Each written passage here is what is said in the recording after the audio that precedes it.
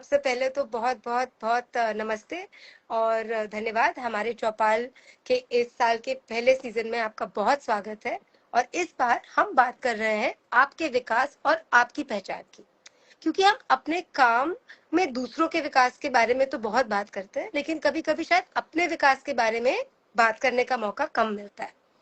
आज का हमारा विषय है कि क्या भाषा आगे बढ़ने का रास्ता तय करती है। क्योंकि सामाजिक क्षेत्र में भाषा केवल एक संवाद का माध्यम नहीं है, बल्कि आत्मविश्वास, सीखने और पेशेवर अवसर भी इससे जुड़े हुए हैं। तो इसी बात को आगे बढ़ाने के लिए हमारे साथ आज जुड़ रहे हैं Libby Johnson. Thank you so much Libby.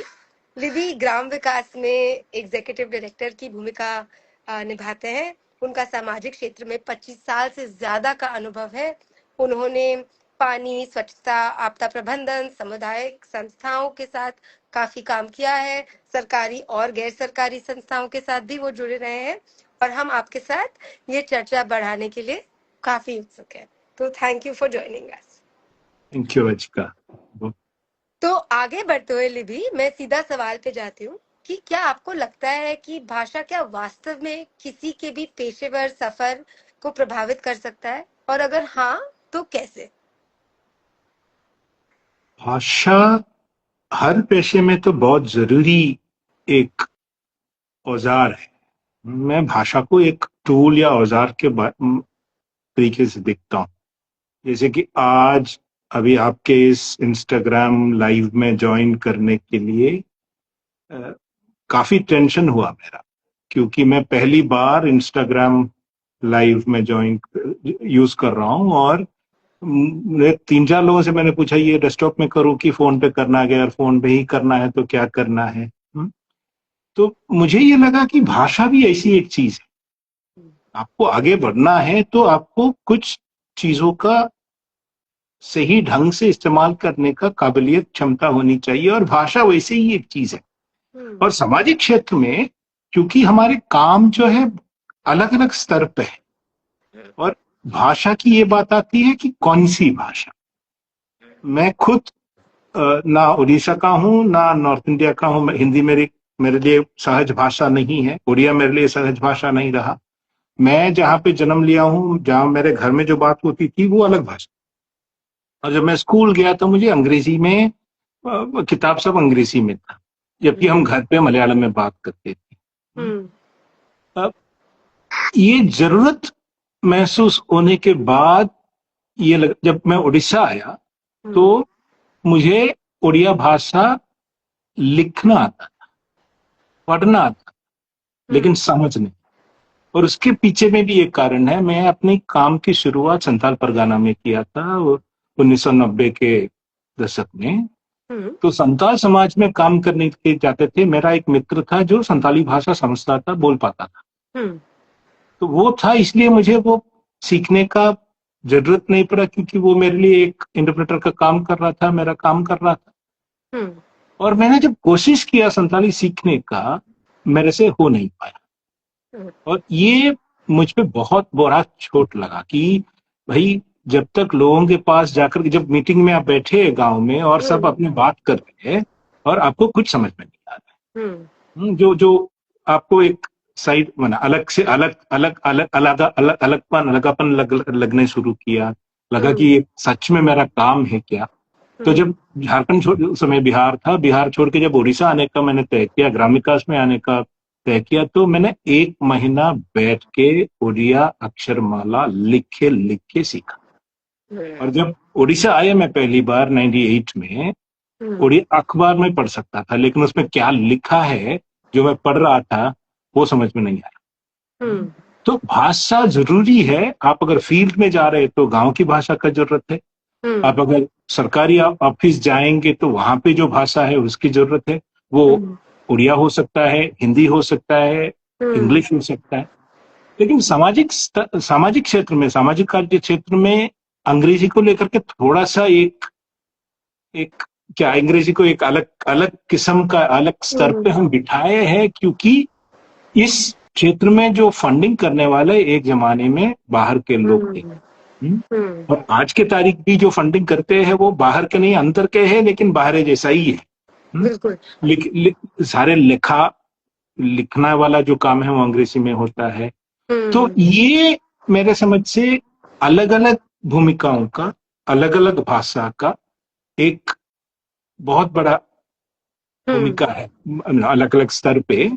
और कुछ जगह पे अंग्रेजी जानना अच्छा होता है। हम्म। मैं नहीं समझता हूं कि अभी पिछले 10 साल में जितना मैं भारत का भ्रमण किया हूं, अलग अलग राज्यों हम्म। का, खास करके उत्तर भारत में हिंदी बोलने वाले राज्यों में, अ, मुझे नहीं लग रहा है कि हिंदी कहने वाले संस्थाओं के जो मैंने जो जो लोग संस्था चला रहे हैं हिंदी से, उनका संस्था का ग्रोथ, उनका संस्था का प्रभाव, उनके संस्था का काम हम्म। अंग्रेजी ठीक से नहीं जानने से कहीं भी पीछे हुआ है। वो आज के तारीख में मुझे जरूर लग रहा है। 25 साल पहले ये सोच नहीं था। हम्म। 25 साल पहले सिर्फ हिंदी में आप नहीं चला सकते थे, लेकिन हम्म। आप हो पा रहा है। हम्म। तो इसलिए भाषा वास्तव में किसी भी पेशेवर के लिए तो प्रभावी है, उसको हम्म। प्रभावित करता है, लेकिन हम्म। कोई एक भाषा नहीं। हम्म। बिल्कुल। तो जैसे आप कह रहे हो कि आज के समय में अगर आप अंग्रेजी नहीं भी जान रहे हो, आप हिंदी भाषी संस्थाओं में काम कर रहे हो और आपकी संस्था फिर भी आगे बढ़ सकती है, तो क्या ऐसे में क्या ऐसी कोई भी परिस्थिति है जहाँ पे अंग्रेजी ना आने का आप आपको आपको आपके ऊपर वो हावी हो सकते, आप उदाहरण दे सकते हो या ऐसी संस्थाओं के जहाँ पे उन्होंने अ, अंग्रेजी ना अच्छे से आने के बावजूद भी काम बढ़िया किया हो? क्योंकि मेरा जो दूसरा सवाल है कुछ हद तक वो है कि काफी सारे जो हमारे कार्यकर्ता हैं, जो इंडिविजुअल लेवल पे अपना काम करते हैं, उनके लिए हो सकता है कि कभी कभी ग्रोथ अपॉर्चुनिटी, आगे बढ़ने के रास्ते कम पड़ जाए, तो वो अपने समुदाय के साथ काम तो हिंदी में जानते हैं, लेकिन एप्लीकेशन प्रोसेस जब करते हैं किसी संस्था में तो वो सब इंग्लिश में होता है, सीवी इंग्लिश में लिखना है। तो वहां पे अगर कोई आत्मविश्वास की कमी महसूस करे तो उससे कैसे बचे? आपने जो पूछा वो बहुत ही अहम सवाल है, और मुझे ये लगता है कि 5 साल पहले तक आपके इस सवाल का जवाब, 2 साल पहले तक आपका इस सवाल का जवाब मेरा अलग होता। आज वो नहीं है। हम्म। अभी आज दिन में सुबह में मैंने लिंक्डइन में मेरा एक ग्राम विकास के सहकर्मी का लिंक्डइन में पोस्ट देखा, हम्म। एकदम फर्स्ट क्लास अंग्रेजी में लिखा हुआ। हम्म। और मुझे वो व्यक्ति बहुत करीब से मुझे जानता हूँ, वो कैसे काम करता है, वो हम्म। कैसे सोचता है। वो उड़िया में हमारी बात होती है, तो हम्म। उड़िया में उन्होंने जो बात स्पष्ट जो कहता है, उतना ही स्पष्टता में वो अंग्रेजी में आज लिंक्डइन में पोस्ट किया। हम्म। कैसे? ये मेरे समझ से भाषा को लेकर के जो बहस है, वो हम्म। वर्तमान एआई एआई का जो जमाने में वो बहस का इतना महत्व नहीं रहा। हम्म। तो मुझे लगता है कि एप्लीकेशन अंग्रेजी में है, स्टेटमेंट ऑफ हम्म। पर्पस मुझे अंग्रेजी में लिखना है। हम्म। इसमें दो चीज है। एक ही, आज टेक्नोलॉजी इतना हमारे पास, हम हमारे पास हमारा पहुंच है टेक्नोलॉजी में, जो हिंदी में या उड़िया में या तमिल में बात किया हम्म। बातचीत में कहला हुआ चीज को वो अंग्रेजी में टाइप करके वापस देता है। हम्म। ये टेक्नोलॉजी है। ये हम्म। एक बिंदु है। दूसरा बिंदु ये है कि मुझे जो दिखाई दे रहा है, सिर्फ मैंने, आप अगर नॉर्थ ईस्ट में जाएंगे जहां पे साधारण दैनिक दैनंदिन व्यवस्था में हिंदी का उतना जहां जरूरत नहीं है, या तमिलनाडु में या हम्म। केरला में, पर भारत के 29 राज्यों में से 9 या 10 राज्यों को छोड़ के बाकी सब राज्य में वहां की मातृभाषा जो भी हम्म। हो, आज एक संवेदनशीलता हर स्तर पे दिखाई हम्म। देती है, जो अलग अलग भाषाओं को वैचारिक स्तर पे, मैंने काम के स्तर पे, वैचारिक और वैचारिक स्तर पे नहीं, ट्रांसैक्शनल स्तर पे वो हिंदी को भी मैंने समझ लेता है, एक्सेप्ट कर लेता है। वो एक्सेप्टेंस आज के तारीख में है। वो एक तरफ टेक्नोलॉजी का, दूसरी तरफ लोगों के नजरिया का काफी बदलाव आज के तारीख में है। और मैं ये भी कहना चाहूंगा, पिछले 2013 से लेके आज तक, पिछले 13-14 साल में कुल मिलाकर के कुछ 170 यंग प्रोफेशनल के साथ में काम किया हूं एज एन एम्प्लॉयर। डायरेक्ट अगर मेरे से रिपोर्ट नहीं हुआ तो भी एम्प्लॉयर के रूप में मैंने 170, ये भारत के हर राज्यों से आया हुआ व्यक्ति है, और उनमें से बहुत कम है जो खुद की भाषा इलाका में काम किया। तो जब मैं कुटुंबश्री के साथ था केरला में, सब राज्य से आते थे, केरला से बहुत कम आते थे, उनको मलयालम में बातचीत होना मांगता था फील्ड में। अभी उड़ीसा में पिछले 8 साल से मैं देख रहा हूँ, उड़िया लोग अभी आने लगा है, नहीं तो वो बाहर से हिंदी, मलयालम, तेलुगु, अन्य अन्य भाषाओं के लोग आते थे। और इनमें भाषा को लेकर के जो भी उनको कमजोरी लगता है, वो भाषा से आत्मविश्वास मुझे नहीं दिखाई दे रहा। भाषा के वजह से आत्मविश्वास घटना मुझे नहीं दिखाई दे रहा है इतना, जितना उल्टा मुझे दिखाई दे रहा है।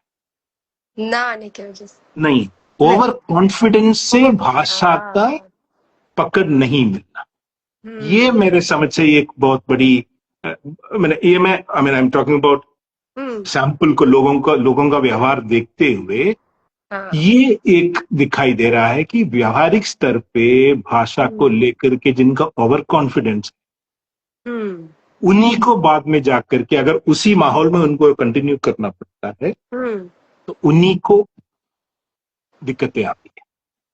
टेक्नोलॉजी है, व्यावहारिक स्तर पर भाषा का अपनाना, एक्सेप्ट करना, भाषा विरोध कम हुआ है बहुत जगह पे, और हर चीज में। अगर मान लो अंग्रेजी में क्वेश्चन पेपर है, इंग्लिश में भी अगर उत्तर लिख के जाता है और इसमें स्पेलिंग में मिस्टेक है, ग्रामर में मिस्टेक है, तो भी मैंने साधारण तौर पे वो ग्रामर को आज के तारीख में इवेल्युएट करने वाले उतना झूठे नहीं है ग्रामर में। वो देखते हैं कि इसने क्या, ये उत्तर अगर है, जवाब है, तो उसके उत्तर में क्या बोल रहा है। थोड़ा सा हिंदी शब्द बीच में आ गया, कुछ ग्रामर ठीक नहीं रहा, उसको लेकर के जो एक्सेप्टेंस है, जो उसको लेकर के जो टॉलरेंस है, वो बहुत ज्यादा है आज। अच्छा, तो मुझे नहीं लग रहा है कि भाषा की कमजोरी से मैं कितना भी नया हूं इस सेक्टर में, कौन सी जगह से मैं आया। मैं एक गांव के स्कूल में, छोटे शहर के कॉलेज में पढ़ के आया हूं, या मैं बॉम्बे में पढ़ के आया हूं। भाषा को लेकर के मुझे खुद को कमजोर मानने का जरूरत आज के तारीख में नहीं है। हाँ, बिल्कुल।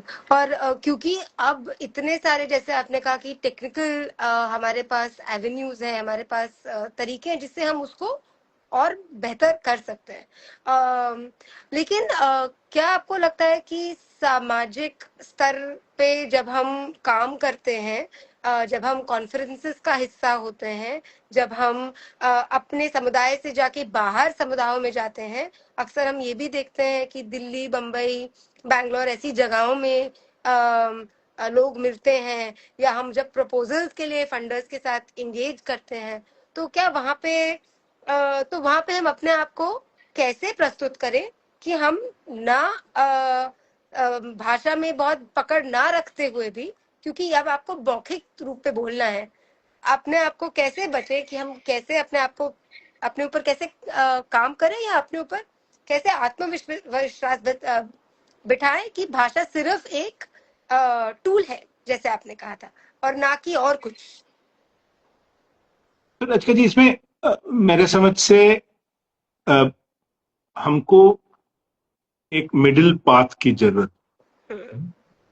मेरी भाषा को लेकर के, भाषा की जो पकड़ है, या भाषा में जो भाषा को भाषा में पकड़ को लेकर के मैं ओवर कॉन्फिडेंट मुझे नहीं बनना है, नहीं, या भाषा में कमजोरी को लेकर के मुझे इनसिक्योरिटी नहीं होना है। हाँ इस बीच में अगर मैं रहूं हाँ तो आप समझिए, मुझे एक ऐसे, मैं बहुत अच्छा काम करता हूँ फील्ड में, तो किसी ने मुझे हैबिटेट सेंटर में दिल्ली में कॉन्फ्रेंस में बुलाया, बोला आप आकर के अपना काम के बारे में बताइए। बिल्कुल। अभी मैं अंग्रेजी नहीं जानता हूँ, और जो सभा है उसमें ज्यादातर लोग अंग्रेजी समझने वाले हैं, या हिंदी, मेरा जो हिंदी है उनको समझ में नहीं आता है। हम्म तब ये मेरे सामने क्या तरीका है, हम्म और ये मैं खुद देखा हूं, हम्म मैंने व्यक्तियों ने किया हुआ मैं खुद देखा हूं। उन्होंने अपना जो प्रेजेंटेशन है वो शुद्ध हिंदी में किया, लेकिन उनके जो स्लाइड टेक था वो अंग्रेजी में, और उन्होंने ये बोला, माफ कीजिएगा मुझे अंग्रेजी नहीं आती है, लेकिन मैं जो हिंदी में कह रहा हूं वो उसका जो सार है मेरे पीछे स्लाइड में अंग्रेजी में है। मैं वही चीज आपको बता रहा हूं। जरूर मैं, मेरे कहने में और फ्लेवर आ जाता है, जब मैं मौखिक बोलता हूं तो उस स्लाइड में नहीं है, फ्लेवर आता है, वो आप खो जाएंगे, लेकिन उससे इससे ज्यादा तो मैं नहीं कर सकता। ऐसे जब उस व्यक्ति ने शुरू किया अपना प्रेजेंटेशन, लोग उनको माने, और सुने। और बाद में जब सवाल, मैंने उसी सेशन में ही जब सवाल का क्वेश्चन आंसर का मौका है, तो कुछ लोगों ने उनको पूछा कि उस स्लाइड में ऐसे लिखा था लेकिन आप और कुछ बोले, तो सभा में उसकी फैसिलिटेशन था, कुछ ट्रांसलेशन हुआ, तो मुझे नहीं लगा कि उस व्यक्ति को जो कहना था कुछ भी, भाषा के वजह से उनको कुछ कम कहना पड़ा। जो लोग उनको सुनते थे उनको समझ में कुछ कम आया। तो ये अभी इंटरव्यू में देखिए, हाँ। इंटरव्यू में भी यही चीज, आप सीधा बोर्ड को बोल सकते हैं कि मुझे इतना ही अंग्रेजी आता है, और जो कॉन्फिडेंट इन कैंडिडेट है, अगर उनको अंग्रेजी वाला सवाल समझ में नहीं आया, वो तुरंत पूछता, हाँ माफ कीजिए, प्लीज रिपीट इन हिंदी। हाँ तो ये जरूरी है हमारी तरफ से। हम अगर भाषा के सिचुएशन का खुद को गुलाम मानेंगे तो नहीं होगा। तो हमको ना ओवर कॉन्फिडेंट बनना है, ना इनसिक्योर बनना। और दूसरा है कि आपको प्रेजेंटेशन करना है, वीडियो बना के ले जाइए, सबटाइटल कीजिए। जो आप तैयारी कर सकते हैं, जो व्यक्ति का बात में कर रहा था, ऐसे दो तीन नहीं, उससे ज्यादा मैं देखा हूं, लेकिन सबसे अच्छा मैंने जो देखा हैबिटेट सेंटर में, उन्होंने समय लेकर के, सलाह लेकर के अपना प्रेजेंटेशन बनाया। और मेरा कहना है कि आज के तारीख में वो सलाह के लिए आपको कोई दूसरा व्यक्ति ही चाहिए नहीं। आपको हिंदी में जो पॉइंट है उसको आप ChatGPT को बोलिए कि अच्छे से मुझे इसका भाषांतरण करके दीजिए, वो करके देगा।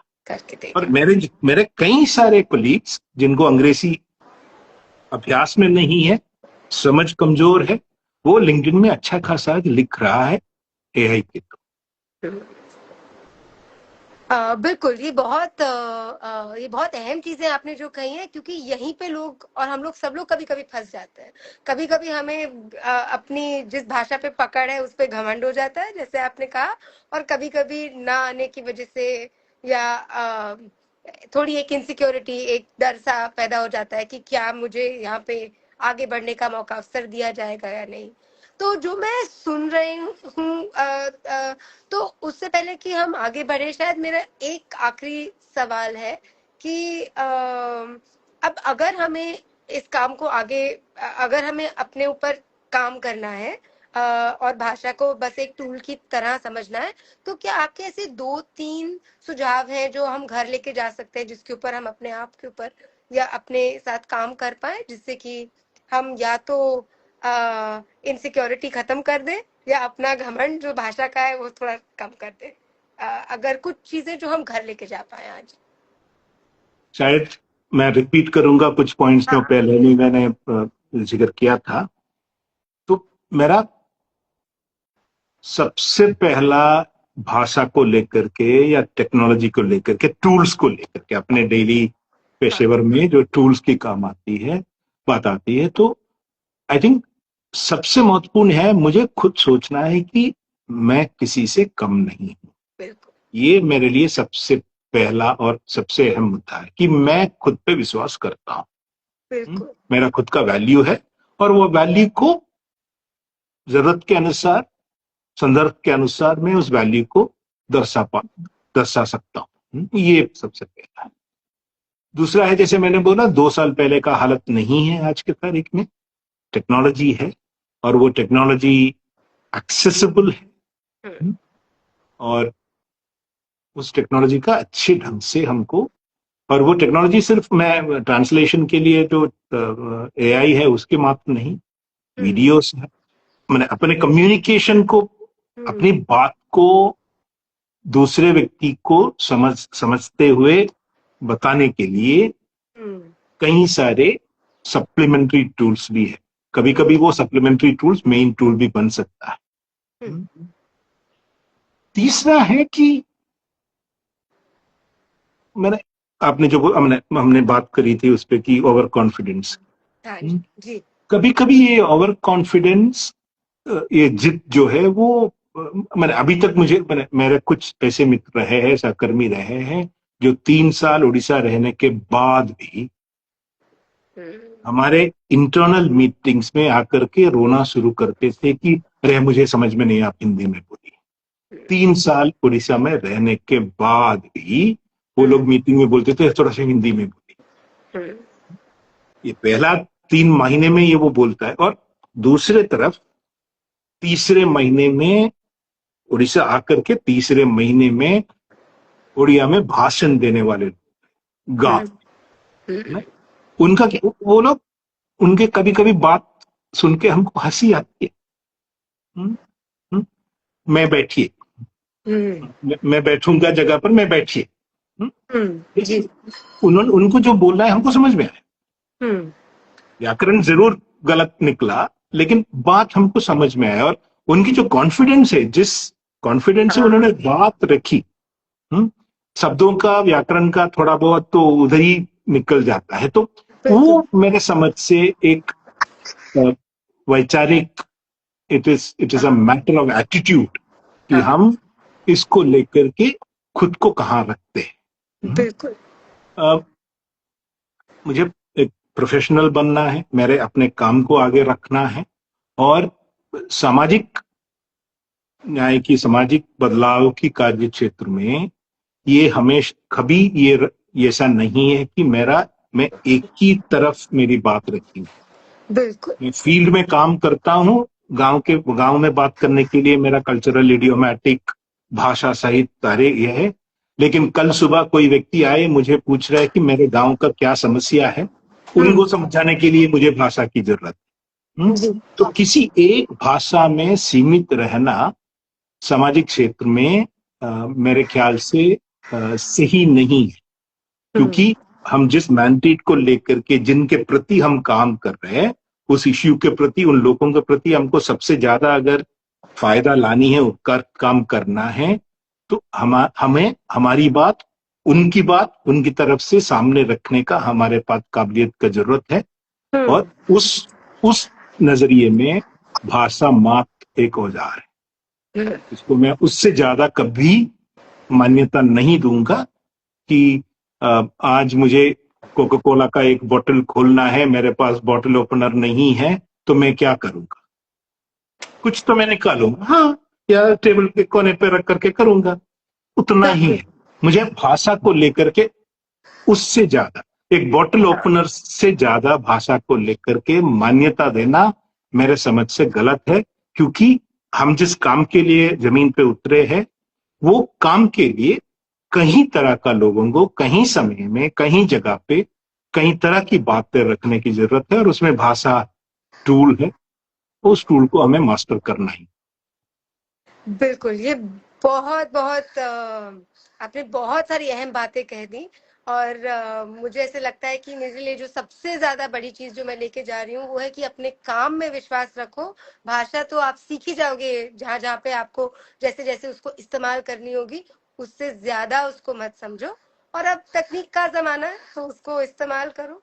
और तो मुझे लगता है कि थैंक यू लिबी, आपने इतने स्पष्ट तरीके से इतनी बड़ी बड़ी बातें कह दी। खासतौर से ये एक ऐसा चैलेंज है जो हम सब जिससे कई बार जूझते हैं, तो एक सोचने का नजरिया शायद हम सब आज वापस लेके जा सकते हैं कि हम अपने आप अपने काम में भाषा को कितनी अहमियत दे रहे हैं, और क्या वो हमें आगे बढ़ने से रोक रही है क्योंकि वो सच में रोक रही है, या क्योंकि हमने अपने अंदर वो बैठा लिया है कि वो रोक रही है। तो यहीं पे मैं हमारी कॉन्वर्सेशन को समाप्त करती हूँ। Thank you so much Libby.